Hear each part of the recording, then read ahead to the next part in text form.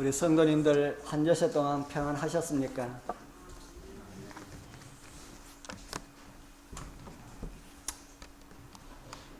오늘도 말씀을 사모하셔서 주님의 성전을 이루신 우리 여러분들에게 말씀으로 역사하시는 풍성한 하나님의 감동의 은혜가 함께하길 축복합니다. 오늘은 구약 속의 예수님 5번째 시간으로 함께 교독한 말씀을 중심으로 해서 가시 속의 핀 꽃이라는 이런 제목으로 함께 예수님을 만나는 복된 시간 되길 소망합니다. 여러분들은 꽃 중에 어떤 꽃을 가장 좋아하시나요? 꽃도 싫어하는 꽃 있습니까? 꽃 중에 가장 못생긴 꽃이라고 하는 못난 사람에 비유되는 이 호박꽃도 가만히 살펴보면은 담벼락에 피어있는 그 고고함과 순수함은 어떤 꽃에도 비교할 수가 없는, 결코 빠질 수가 없는 그만이 가지고 있는 매력이라고 할 수 있을 것이다 하는 생각이 듭니다. 장미꽃은 어떻습니까? 여러분들 다 장미꽃들 다 좋아하시죠? 어떤 분들은 장미는 이 꽃은 좋은데 뭐가 있어서요? 가시가 있어서 마음에 들지 않는다 하신 분들도 있습니다. 여러분들도 그렇습니까?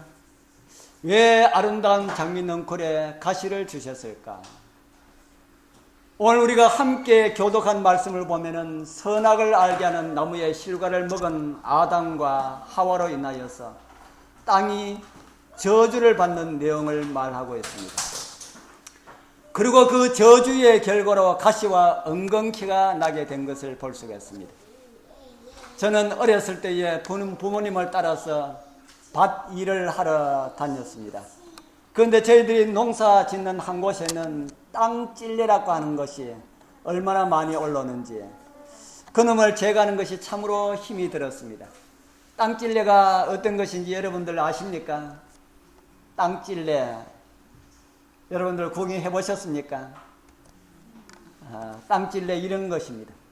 땅에 깔려서 우울로 이렇게 타고 올라가는 것이 아니고 땅에 깔려서 이렇게 옆으로 퍼지는 이런 찔레, 일반 찔레하고 거의 비슷한데 땅으로 퍼지는 찔레를 가지고 땅찔레라고 합니다. 이놈이 옆으로 퍼지다가 땅에 닿으면 그곳에 또 뿌리를 내리고 또 옆으로 가면서 또 뿌리를 내리고 하기 때문에 참 재미이 들었습니다. 그래서 그놈을 깽이로 파서 뿌리를 뽑아내고 이렇게 한 것이 기억이 납니다. 지금은 좋은 제초제, 나무도 죽이는 이런 제초제들이 있어서 문제가 되지 않지만은 그때는 참 애를 먹었다 하는 것이 기억이 됩니다. 그때도 저는 땅찔레를 이렇게 뽑으면서 아담의 죄로 인하여서 땅이 저주를 받아서 가시가 생겼다라는 것을 알았습니다. 그런데 왜 하나님께서 사람을 위해서라고 하시는데 왜 고생되도록 이렇게 하셨을까? 라는 이런 의문을 가지고 있었습니다. 오늘 그런 내용들을 같이 생각해 보면서 그 가운데 나타나신 우리 예수님을 함께 조명을 해보려 합니다. 말씀으로 역사하시는 주의 성령께서 깨닫는 마음을 주시어서 가시 속에 핀 주님의 사랑의 꽃을 찾으시고 풍성한 은총을 경험하는 시간이 되길 소망합니다. 가시를 주신 이유가 무엇일까? 가시를 주신 이유가 무엇일까? 그것은 죄악으로 흘러가는 속도를 늦추기 위하여서 주셨다.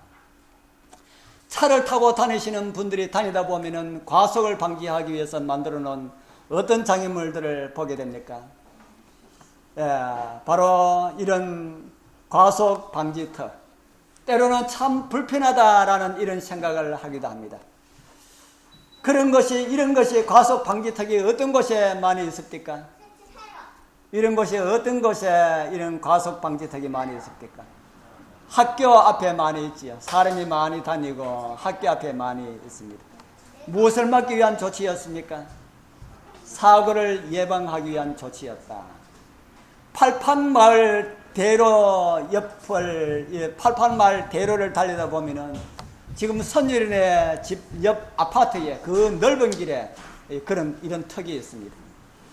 이렇게 넓고 좋은 길에 왜 이런 턱을 만들어 놓았을까? 저는 그렇게 생각했었습니다.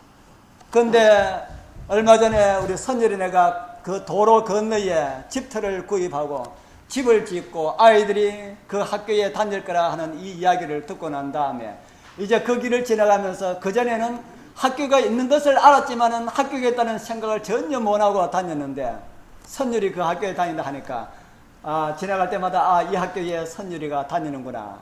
그래서 이 과속 방지턱이 정말 잘 만들어졌구나 하는 것을 생각하게 되었습니다. 그전에는 그렇게 생각하지 못했는데 우리와 관련된 아이가 다니겠다 하니까 이제 다시 보게 된 것이죠. 아담이 선악을 알게는 나무의 실과를 먹었으니 하나님을 떠난 생명의 존재가 되었다. 다르게 말한다면 사망의 세력을 잡은 자의 수중에 들어가게 되었다 하는 것입니다. 그래서 그때부터 아담이 범죄한 이후부터는 사람이 생각하는 것이 악한 것을 많이 생각하게 되고 또 그런 것을 좋아하게 되었습니다. 차로 말한다면은, 자동차로 말한다면은 내리막에 브레이크가 고장이 난 상태가 되었다. 여러분들 내리막을 내려가는데 브레이크가 고장이 난 상태로 내려가면 어떻게 했습니까? 이런 상태가 되었다는 겁니다. 죄 알지 못하는 사람이 죄를 지었을 때의 그때의 사람의 모습이 내리막에 브레이크가 없는 그런 상태가 되었다. 그 가운데서 가장 좋은 방법은 어떤 방법일까? 가장 좋은 방법은 제 생각에서는 사람들을 그 두 사람밖에 되지 않는가 사람 싹 죽여버리고 새로 사람을 만드는 방법이 저 같았으면은 아마 그렇게 했을 것이다 하는 생각이 들지만은 그러나 하나님께서는 그렇게 하시지 아니하셨지요. 하나님께서는 어떻게 하셨습니까? 이미 그러한 사실을 미리 다 아시고 계획하시고 준비하신 것이 구속의 경륜, 우리 무엇인지 다 잘 아시죠? 교회에서 많이 사용하는 언어지만은 성경에 없는 언어입니다. 그래서 성경이 없기 때문에 그 성경적이 아니다 이렇게 이야기할 수가 없지요. 성경에 나타나 있는 하나님께서 우리를 사랑하셔서 어떻게 구원해 주실 것이다 라는 이 말을 신학적으로 가장 짧게 만들어진 용어가 구속의 경륜이다 하는 말이라 한 겁니다. 이 말은 사람이 타락하게 될 것을 미리 아신 하나님께서 사람을 위하여서 하나님 자신이 사람 되어 오시고 사람을 대신하여 십자가에 죽으실 것이라고 이 성경의 진리를 줄여서 사용하는 그런 말이 구속의 경륜이다 하는 겁니다. 그리고 그 일을 창세기 3장 15절에서 반포를 하셨습니다. 그러나 그런 일은 어느 정도 시간이 흐른 다음에 그 일이 일어날 것입니다. 우리는 이 모든 일이 다 일어난 이후에 우리는 살고 있습니다. 아담이 범죄한 후에 몇 년 있다가 이 구속의 계획의 일이 진행되었습니까? 아담이 범죄한 후에 몇 년 있다가 예수님께서 오셨습니까? 약 4,000년이라는 시간이 흐른 다음에 주님께서 오실 것이지요. 브레이크가 고장난 상태에서 내리막으로 몇 년간 달린다는 겁니까? 4,000년간을 달려야 한다.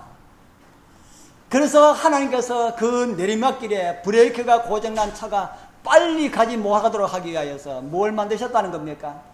이 과속 방지턱, 이런 방지턱을 만들었다. 자동차 바퀴가 빨리 구르지 못하도록 이것을 만드셨다는 겁니다. 그렇게 변질된 아담과 하와의 본질을 위해서 하나님께서 사람을 위하여서 취하신 그 방지턱이 땅을 저주하셨다 하는 것입니다. 그래서 성경에 이런 말씀을 우리는 보게 됩니다. 창세기 3장 17절 우리 같이 읽어보겠습니다. 아담에게 시작. 아담에게 이르시되 내가 내 아내의 말을 듣고 내가 너더러 먹지 말라 한 나무의 실과를 먹었은즉 땅은 너로 인하여 저주를 받고 너는 종신토록 수고하여야 그 소산을 먹으리라. 땅은 너로 인하여 무엇을 받았다 합니까? 땅은 너로 인하여 저주를 받았다. 그리고 무엇을 하여야 할 것이라 했습니까? 종신토록 수고하여야 그 소산을 먹으리라. 하나님께서 고장난 차가 빨리 달리지 못하도록 만드신 첫 번째 과속 방지턱이 무엇이라 합니까? 수고하여야 그 소산을 먹으리라. 이 말씀에 보면은 에덴 동산에는 뭐가 없었다는 내용이 됩니까? 에덴 동산에는 노동은 있었지만은 수고는 없었다. 이곳에 말하고 있는 이 수고는 어떤 수고일까? 이곳에 말하고 있는 이 수고라는 말, 이런 히브리어로 이자본이라고 하는 말입니다. 이자본. 가운데 짜자가 짠다라고 하는 말을 우리가 그렇게 생각할 수가 있는 아주 참 좋은 그런 히브리어입니다. 마찬가지로 이곳에 나타나는 이 이자본이라고 하는 이 수고는 고통이 따르는 수고다. 어쩌냐기도 우리 그런 말씀을 했지요. 고통이 따르는 이런 수고다. 그리고 노역이 따르는 이런 수고를 말하겠다 하는 겁니다. 우리 사랑하는 우리 성도님들, 여러분들 살아가는 길에는 어떤 수고가 있습니까? 어떤 고통의 수고가 여러분들에게 있습니까? 그 고통의 크기가, 여러분들 가족에 있는 고통의 크기가 다른 사람보다 더 크다면은 감사하게 되길 바랍니다. 하나님께서 내가 가는 차가 더 빨리 굴러가지 못하도록 하기 위해서, 다른 사람보다 더 빨리 굴러가지 못하도록 하기 위해서 방지턱을 더 크게, 그렇게 생각하면 그것이 바로 성경적이다 하는 겁니다. 이런 것들은 다 나를 위하여서 예비된 과속 방지턱이다 하는 겁니다. 그것이 없었다면 나는 나의 인생은 멈출 수 없는 내리막길에서 벌써 전복이 되었을 것이다. 벌써 끝이 났을 것이다. 지금은 잘 기억이 나지 않습니다만은 이런 내용을 읽어보았습니다. 서울 어느 교회에서 차를 대절해서 관광을 갔다가 오는 길입니다. 구경을 잘 마치고 돌아오는 길인데 이 산 꼭대기에 올라가서 산 꼭대기에서 내리막으로 내려가는데 차가 이상했습니다. 브레이크가 고장난 겁니다. 급경사 지역에서 고장난 차를 위해서 만들어 놓은 이런 뭐가 있지 않습니까? 차가 그리 쫙 이렇게 올라갈 수 있도록. 그것도 없더라고 합니다. 그것이 있다면 그리 올라가면 되는데, 그래서 그 관광구에서는 그 교인들 대부분이 타고 있었다 그럽니다. 그러니까 한 6, 70명 이상 되는 차, 아주 막 큰 버스에 꽉 차 있지요. 좌석에 다 이렇게 차 있는 이런 상태에 있었습니다. 목사님도 타고 있었고, 교회 장로님들도 다 타고 있었고, 수석 남녀 집사님들도 타고 있었고, 교회 성도님들 대부분이 타고 있었다 그랬습니다. 처음에는 운전자만 알고 있었고, 나중에는 목사님도 알게 되었고, 장로님들도 알게 되었고, 결국에는 모든 성도들이 다 알았다 그랬습니다. 어떻게 되었을까요? 그런 그런 브레이크가 고장난 내리막길에 내려갈 때는 모든 사람들이 다 알게 됩니다. 아, 이건 무슨 일이 있구나. 차가 휘청휘청 하면서 가니까요. 그래서 그 가운데서 목사님이 아주 지혜롭게 성도들을 일단 안심을 시켰습니다. 일어나지 못하도록 성도를 안심시키고, 그 다음에는 운전자에게 가서 걱정하지 마십시오. 당신의 손을 하늘 천사가 붙들고 있습니다. 하고 그렇게 운전자에게 안심을 시켰다고 합니다. 그리고 온 성도들에게 지금 위급한 상태니까 성도들이 이 상태를 위하여서 기도해 주십시오. 하고 그렇게 부탁했다고 합니다. 그러고 난 다음에 그 차는 수십 킬로미터, 그 산이 아주 높아서 굉장히 높다 그래요. 그런데 그 수십 킬로 내려오면서, 내리막길을 내려오면서 아무 사고 없이 내리막길을 내려와서 평지에 와서 서게 되었다 하는 이야기를 우리 여러분들 읽어보셨는지 모르겠습니다. 교과책인지 교회 지나면서인지 제가 읽어봤습니다. 정말 큰일 날 뻔한 그런 경험이었다라는 이런 생각이 듭니다.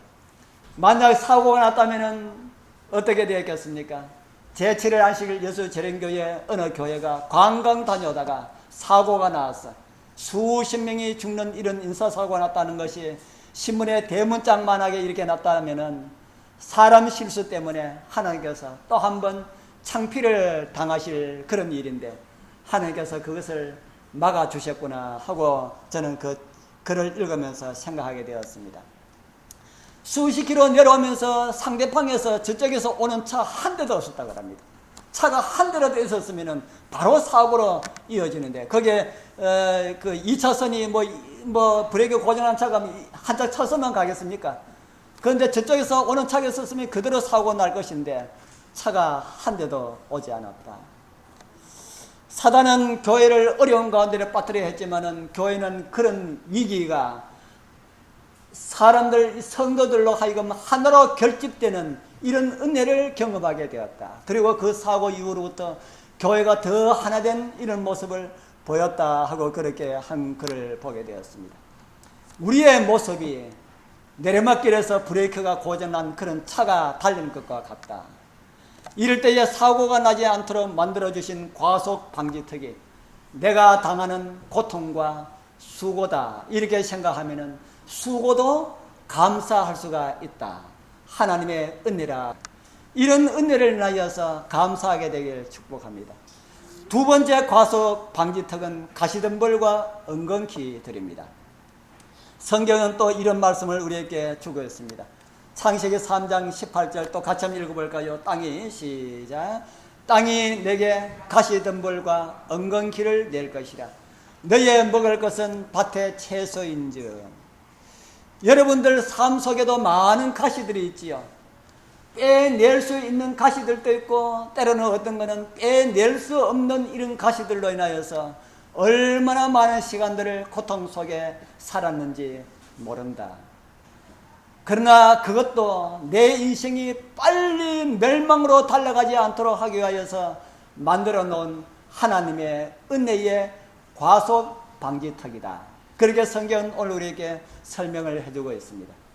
하나님의 은혜의 과속 방지턱을 인하여 감사합시다. 그리고 세 번째 과속 방지턱을 창세기는 또 이렇게 기록을 하고 있습니다. 같이 또 읽어보겠습니다. 내가 시작. 내가 얼굴에 땀을 흘려야 식물을 먹고 필경은 흙으로 돌아가리니 그 속에서 네가 취함을 입었습니다. 너는 흙이니 흙으로 돌아갈 것이니라 하시니라. 이 말씀은 어떤 말씀입니까? 신학적으로 고상하게 해석을 하면은 고상할 수가 있지만은 쉽게 이해하게 되는 것은 고생하고 땀을 흘리다가 결국에는 뭐 한단 말입니까?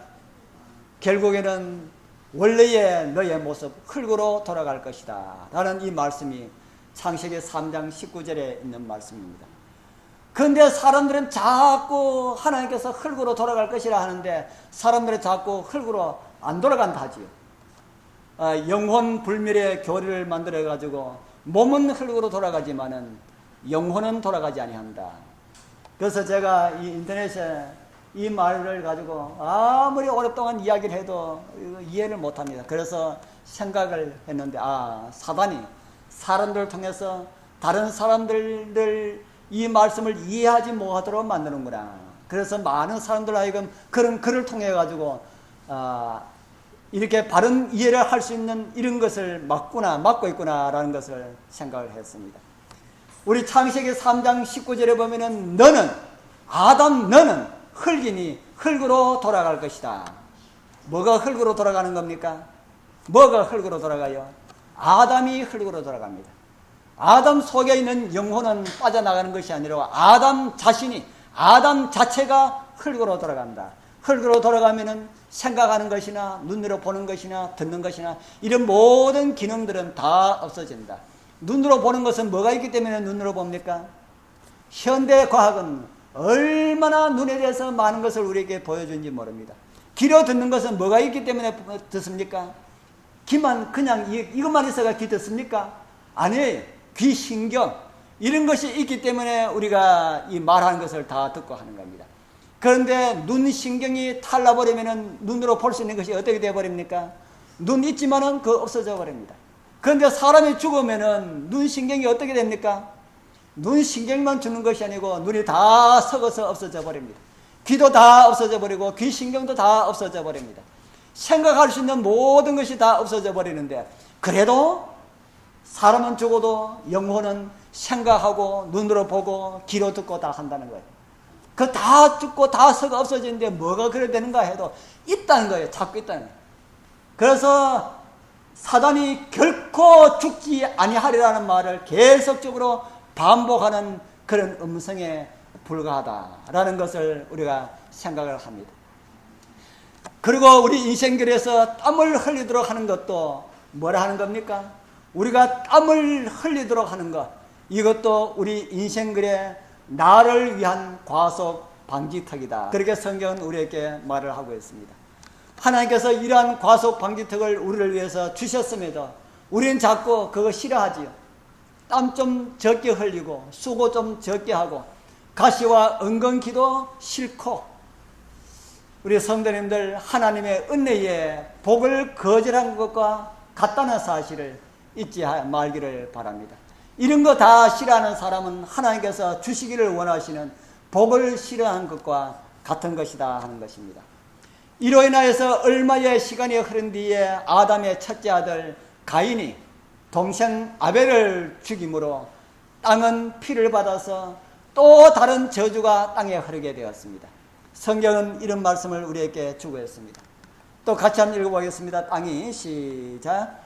땅이 그 입을 벌려 내 손에서부터 내 아우의 피를 받았은즉 네가 땅에서 저주를 받으리니 네가 바꿔라도 땅이 다시는 그 효력을 내게 주지 아니할 것이요 너는 땅에서 패하며 유리하는 자가 되리라. 이전에는 농사가 잘 되었지만 이제 앞으로는 뭐가 안 된다는 말입니까? 농사가 안 될 것이다. 에덴 동산에는 씨만 뿌려놓으면 되었습니다. 그런데 가인이 아벨을 죽이고 난 다음에는 씨를 뿌려놓으면 안 되었어요. 가꿔줘야 되었어요.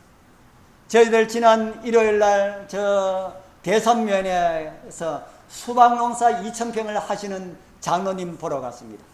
그래서 이런 이야기 저런 이야기 하다가 그 장로님께서 하시는 말씀이 요즘은 수박에 농약을 엄청나게 많이 해야만이 이렇게 수박이 자란다는 것을 이야기를 했습니다. 아니 비닐하우스 속에도 이 농약을 칩니까? 하니까 하우스 속에도 농약을 안 치면 안 된답니다. 그래서 세월이 갈수록 자꾸 독하고 강한 약들이 나오고 그걸 써야만이 이 농사가 된다 하는 이런 이야기를 해 주셨습니다. 왜 그렇습니까? 가인으로 인하여서 아담으로 인한 저주가 가인으로 인한 저주로 인하여서 지금 이 땅에는 이중의 저주가 흐르고 있습니다. 그렇기 때문에 농사도 잘 되지 않는다.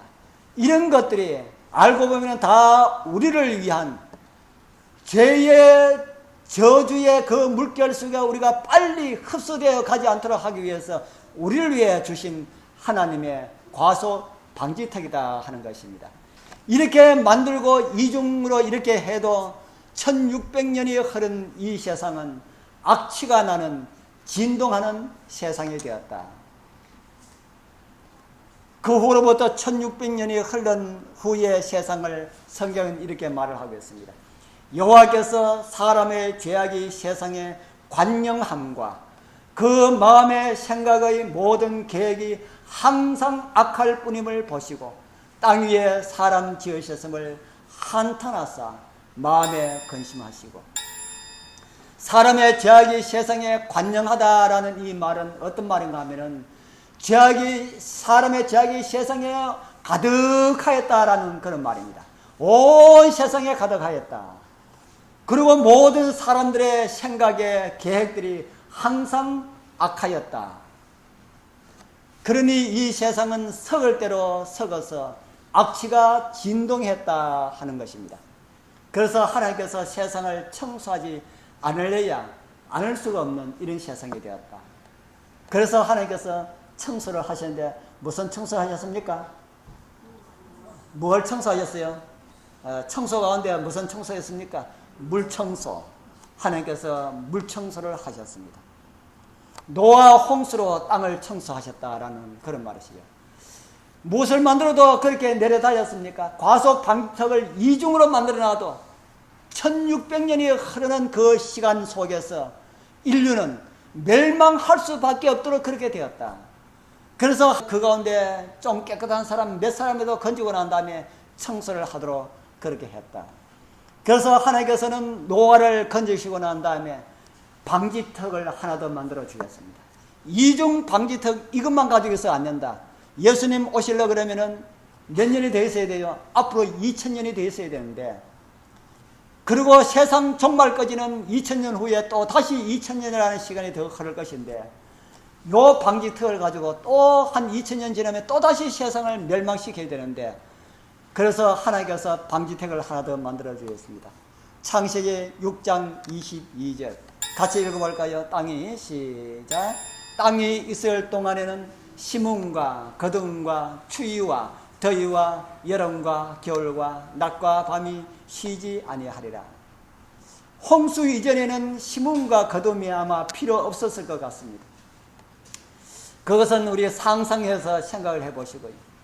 그리고 추위와 더위와 여름과 겨울이 있을 것이다. 옛날에는, 그전에는 이것이 없었겠지요. 하나님께서 세상을 창조하실 때에 물과 물을 나누는 이런 과정을 통하여서 이 지구는 물로 둘러싸여 있도록 이렇게 하셔서 온실 효과가 있도록 그렇게 하셨다. 그래서 비가 필요 없을 거예요. 더위와 겨울도 있지 않았다. 이제 홍수로 인하여서 그 물의 층이 다 쏟아짐으로 그런 효과인지는 알지 못하지만 하나님께서 겨울과 여름과 더위가 있게 될 것이라고 그렇게 말씀을 하고 있습니다. 그리고 열대와 한대가 있게 될 것이라고 그렇게 말씀을 하셨습니다. 이런 방지턱이 없었더라면 아마 세상은 훨씬 전에, 이미 오래전에 멸망하지 않았을까 하는 이런 생각을 하게 됩니다. 이런 방지턱 큰 거 하나 더 만들므로 인하여서 역사는 다시 4000년이 흘러갔습니다. 오늘날 이 세상은, 여러분들이 이 세상을 보시는 바와 마찬가지로 노아 홍수 전의 세상 사람들의 모습처럼 그렇게 지금 또 살아가고 있습니다. 그렇기 때문에 지금 또 다시 한 번 더 청소를 해야 되는데, 옛날에는 물 청소했지만은 마지막에는 뭐로 청소한다 그랬습니까? 예, 마지막에는 불 청소를 하게 될 것이다. 그래서 옛날에는 배를 만들어서 배 안에 태워서 사람을 구원했지만은 마지막 불 청소할 때는 배 가지고 안 되잖아요. 그래서 어디에 넣어놓고 불 청소합니까? 하나님께서 만드신 하늘 예루살렘 성에 넣어놓고 이 세상을 불 청소하지요. 만약에 지금 세상처럼 좀 더 흘러가도록 이렇게 했다면 아마 지금 방지턱을 하나 더 만들어야 되지 않을까 하는 이런 생각이 듭니다. 그러나 그 방지턱도 이제는 더 이상 소용이 없고 바로 이 시대에 주님께서 오셔야 된다 하는 이런 생각이 듭니다. 문제는 저와 여러분들이 주님을 맞이할 수 있는 준비가 되었느냐 하는 것입니다. 우리 성도님들 주님 맞을 준비하셔서 오실 주님 오실 때에 꼭 주님을 영접하게 되길 축복합니다. 이제 제가 처음에 제목 가시 속에 핀 이 꽃이라는 이런 원 제목에 대해서 말씀을 좀 드려야 되겠지요. 가장 아름다운 장미가 가시 가운데 피어납니다. 이 선인장도 얼마나 아름답습니까? 이 선인장이 이렇게 아름다운데 사람 가까이 하지 못하는 접근 금지 가시가 이래 있습니다. 우리가 이미 읽은 이런 저주와 관련된 말씀 가운데 여러분들 아까 우리가 저주와 관련된 말씀들을 우리가 쭉 읽었는데 그 저주와 관련된 말씀을 생각하면은 무엇이 생각납니까? 저주 관련된 말씀 가운데 말씀을 생각하면 뭐가 생각납니까? 가시 생각나고 수고, 땀, 노역, 고통 이런 것이 생각나지 않습니까? 이런 것을 생각하면서 이사야 53장에 있는 말씀 하나 읽어보겠습니다. 이사야 53장 11절에 이런 말씀이 있습니다. 우리 같이 읽어보사대 시작. 가라사대 그가 자기 영혼에 수고한 것을 보고 만족히 여길 것이라.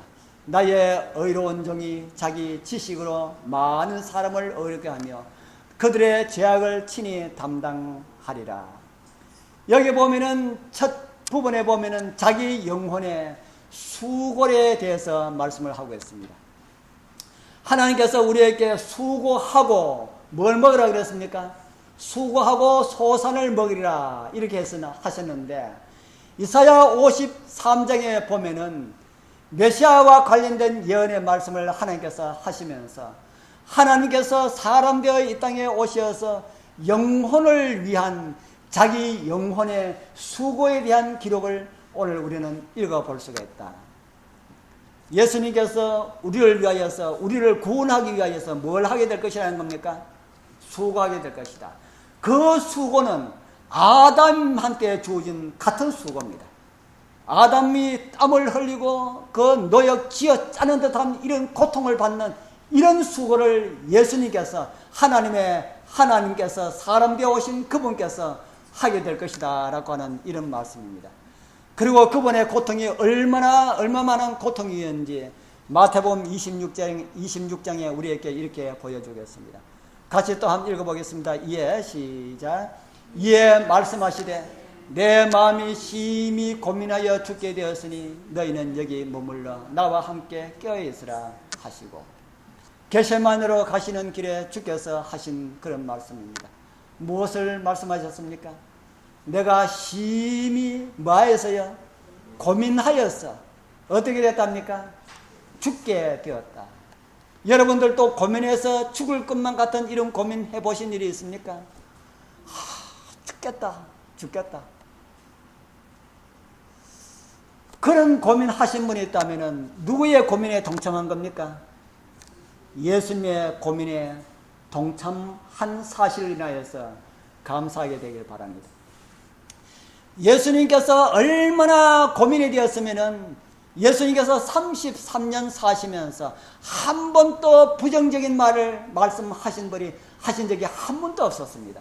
그런데 이곳에서 내가 심히 고민하여 죽게 되었으니 이렇게 말합니다. 내가 죽게 되었다.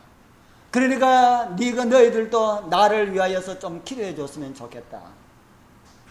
이런 우리 주님의 모습을 보게 됩니다. 얼마나 고민이 되었으면 이런 말씀을 하셨을까? 내가 죽게 되었다고 이런 말씀을 하셨을까?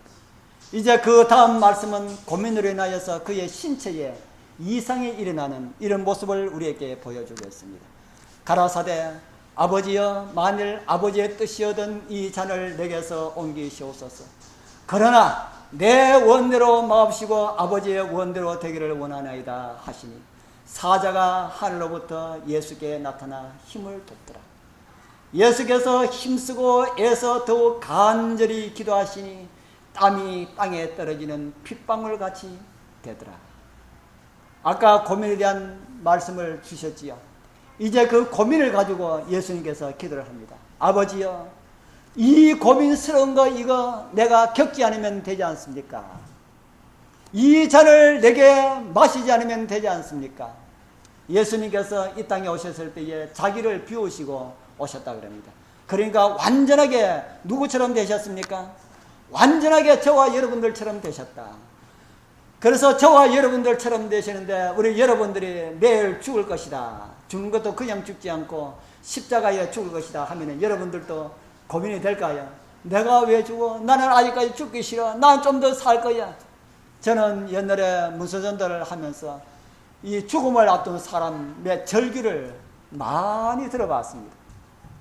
한 분은 복수가 이래 찬 분을 교회에서 왔다 그러니까 나를 위해서 기도해 주시고 나를 좀 살려주십시오. 그러면 내가 앞으로는 평생 주를 위해서 살겠습니다. 평생 주를 위해서 살 것 같으면 지금까지 뭐 했어야 됐어요? 지금까지 주를 위해서 살아야지. 그래서 그분의 기도를 해달라서 기도를 드렸는데 살았는지 죽은지는 제가 모르겠습니다. 그러고 왔으니까. 우리 예수님께서 이제 내일 모레 십자가에 달려 죽을 것이라는 이런 잔이 예수님 앞에 있을 때 예수님께서 아버지여 나의 이거 정말 내가 마시지 않으면 되지 않습니까? 이렇게 하면서도 우리 주님께서는 나의 원대로 마옵시고 아버지의 원대로 되기를 원합니다. 우리는 이 말씀을 읽으면서 예수님이기 때문에 그런 기도는 할 수가 있을 것이다, 그렇게 생각합니다. 이 다음에 말씀에 보면은 더욱 힘쓰고 더욱 간절히 기도하시니까 땀이 어떻게 됐다 그랬습니까? 땀이 떨어지는 핏방울 같이 되더라. 누가는 피가 흘렀다 하지 않고 땀이 땅에 떨어지는 핏방울처럼 되더라. 피가 땀에 배에서 흘러나왔다 하는 것입니다. 이런 현상은 어떨 때 일어나나 하면은 땀에서 피가 배어나오는 이 현상은 심장이 파열할 때 일어나는 현상이라고 오늘날 의학자들이 그렇게 이야기를 합니다. 얼마나 고민했으면 심장이 터지도록 고민을 했을까. 그러니까 여러분들, 나는 예수님과 같은 이런 고민을 했다 하는 사람들은 다 거짓말이에요. 뭐는 안 터졌으니까요. 심장 터지도록은 우리는 고민 안 해봤으니까. 우리 사랑하는 성도님들이시여, 그런 고민 우리에게 줬다면 우린 다 죽고 말 것인데, 그런 고민까지 주지 않음을 인하여서 감사하게 되길 바랍니다. 나의 죄가 주님의 얼굴에 땀을 흘리게 하였고, 나의 죄가 주님의 심장을 터지게 하였다. 얼굴에 땀을 흘려야 할 것이라는 이 말씀이, 수고하고 고통이 있으라고 하는 이 말씀이, 주님께서 사람이 당하는 가장 큰 고통, 가장 큰 수고 당하는 이런 모습을 예수님을 통해서 우리에게 보여주고 있다 하는 겁니다. 아담에게 땀을 흘려야 먹을 것이다, 수고해야만 먹을 것이다 하는 이 모든 것들이 다 누구에게 해당되는 것이라는 겁니까? 예수님께 해당되는 것이다. 사람에게 그렇게 가시가 나고 이렇게 모든 이런 것들이 예수님에게 다 해당되는 그런 것이다. 그리고 우리 예수님의 또 이런 모습을 우리에게 보여주겠습니다. 요한복음 19장 2절 같이 한번 읽어보겠습니다. 군병들이, 시작. 군병들이 가시로 면류관을 엮어 그의 머리에 씌우고 자색 옷을 입히고. 가시로 무엇을 만들었다 합니까? 면류관을 만들어 어디에 씌웠다 합니까? 머리에 씌웠다. 죄의 홍수를 막기 위한 과속 방지턱으로 만든 그 가시가 결국에는 어디에 있더라? 창조주의 이마를 찌르는 가시가 되었다 하는 겁니다. 그리고 우리는 그 이마에 피어있는 붉은 꽃을 보고 있습니다. 가시 가운데 핀 주님의 검붉은 피의 꽃이 여러분들의 가슴마다 피어나게 되길 소망합니다. 셀마 라게 롤페라고 하는 스웨덴 작가가 쓴 동화에 이런 이야기가 있습니다. 하나님께서 세상을 창조하실 때에 잿빛의 한상을 창조하셨습니다. 그러나 그 새는 항상 자기의 아름답지 못한 모습에 만족하지 못하였습니다. 나에게도 아름다운 꽃무늬가 있으면 얼마나 좋을까 하고 모습은 그러하였지만 이름은 가슴 진홍씨라고 불러주기를 원하여서 자기 이름을 그렇게 불렀습니다. 가슴 진홍씨는 어느 날 갈보리 산을 날다가 이상한 광경에 눈길을 멈추었습니다. 죄수 세 사람이 십자가에 매달려 있는 것입니다. 그때에 사람 들이는 소리가 들렸습니다. 저기 가운데 예수님은 아무 죄가 없는데 왜 십자가에 달려야 하지? 하는 말을 들었습니다. 예수라는 말에 왠지 마음에 끌린 가슴 진홍빛 새는 십자가 위를 날면서 죄가 없으시다는데 무언가 내가 도와드릴 것이 없나 하고 살펴보았습니다. 그의 부르짖음에 가슴 진홍빛 새의 마음을 아프게 하였습니다. 머리에는 가시로 만든 면류관을 쓰시고 손과 발에는 굵은 대못이 박혀서 피가 낭자하게 흐르고 있었습니다. 머리 위로 나르던 새는 무엇인가 도와드리고 싶은 마음에 예수님의 이마에 앉았습니다. 그리고 이마에 박혀있는 가시 하나를 물고 뒤로 날개짓을 하면서 힘껏 뽑았습니다. 가시가 뽑힌 이마에서 서늘이 솟아나서 가슴 진홍빛 새를 적셨습니다. 그리고 또 하나를 뽑았습니다. 그리고 그 피는 이 새의 온 털을 적셨습니다. 가슴 진홍빛 새는 예수님을 도와드렸다는 생각에 기뻐하면서 이제 몸에 묻은 피를 씻기 위하여서 물가로 왔습니다. 그리고 물에 들어가서 이리저리 구르면서 날개짓을 하면서 피를 씻어내었습니다. 그러나 씻어도 피는 씻기지 않았습니다. 그러다가 그는 물에 비친 자기의 모습을 보고 놀랐습니다. 그토록 갖기를 원했던 모습으로 변해 있는 자기의 모습을 보고 새는 놀라워했습니다. 그뿐 아니라 그로부터 새는 자기가 나 아래서 깨어나는 아기 새들도 가슴에 진홍빛을 띠고 아래서 깨어나는 것을 보았습니다. 예수 그리스도의 피가 한 마리의 희망 없는 새를 새로운 새로 탄생을 시켰습니다. 한 이야기에 불과하지만은 아주 많은 것을 우리에게 보여주고 있습니다. 예수 그리스도의 피를 가슴에 바르는 사람들은 변화된다 하는 사실을 그 이야기는 우리에게 가르쳐 주겠다 하는 것입니다. 아무리 무겁던 죄악의 때를 안고 살아가는 사람이라 할지라도 예수님의 피를 가슴에 발라야만이 그 생애는 변화될 수가 있다. 아무리 똑똑한 사람이라 할지라도 예수님의 피를 거절하면 변화되지 못한다는 사실을 그 이야기는 오늘 우리에게 보여주고 있습니다. 나의 노력이, 나의 행실이 나를 변화시키지 못한다. 우리 사랑하는 성도님들, 정말 변화되기를 원하십니까? 예수님의 피를 가슴에 바르게 되기를 바랍니다. 우리의 죄로 인하여서 저주로 세워진 갈바리의 십자가의 그 가시관이, 그 가시관을 통해서 표현한 그 아름다운 꽃들이 오늘 십자가를 바라보시는 여러분들의 마음에 다시 피어나게 되기를 축복합니다. 기도드리겠습니다.